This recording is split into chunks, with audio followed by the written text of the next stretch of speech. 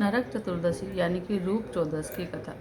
दीपावली पर्व के ठीक एक दिन पहले मनाई जाने वाली नरक चतुर्दशी को छोटी दिवाली, रूप चौदस और काली चतुर्दशी भी कहा जाता है। मान्यता है कि कार्तिक कृष्ण चतुर्दशी के विधि विधान से पूजा करने वाले व्यक्ति को सभी पापों से मुक्ति मिल जाते हैं। इस दिन शाम को दीपदान की प्रथा है, जिसे यमराज के लिए किया जाता है। इस पर्व का जो महत्व है, उस दृष्टि से भी यह काफ़ी महत्वपूर्ण त्यौहार है। यह 5 पर्वों की श्रृंखला के बीच में रहने वाला दूसरा त्यौहार है। दीपावली से 2 दिन पहले धनतेरस, फिर नरक चतुर्दशी या छोटी दीपावली आती है। इसे छोटी दीपावली इसलिए कहते हैं कि दीपावली से एक दिन पहले रात के समय इसी प्रकार दिए की रोशनी से रात के तिमिर को प्रकाश पुंज से दूर भगा देते हैं, जैसे दीपावली की रात हो। क्या है इसकी कथा? इस रात दिए जलाने की प्रथा के संदर्भ में कई पौराणिक कथाएं और लोक मान्यताएं हैं।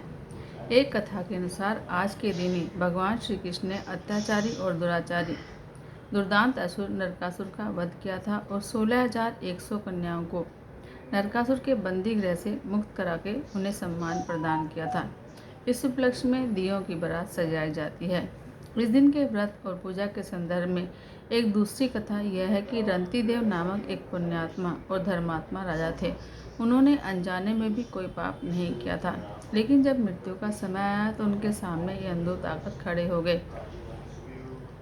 यमदूत को सामने देखकर राजा अचंभित हुए और बोले, मैंने तो कोई पाप कर्म नहीं किया, फिर आप लोग मुझे क्यों लेने आए हो?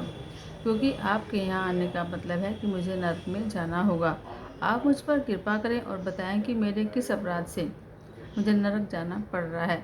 यह सुनकर यमदूत ने कहा कि राजन, एक बार आपके द्वार से एक ब्राह्मण भूखा लौट गया, यह उसी पाप कर्म का फल है।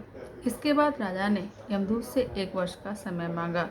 तब यमदूतों ने राजा को 1 वर्ष का समय दे दिया। राजा अपनी परेशानी लेकर ऋषियों के पास पहुंचे और उन्हें अपनी सारी कथा सुनाकर उनसे उस पाप से मुक्ति का उपाय पूछा।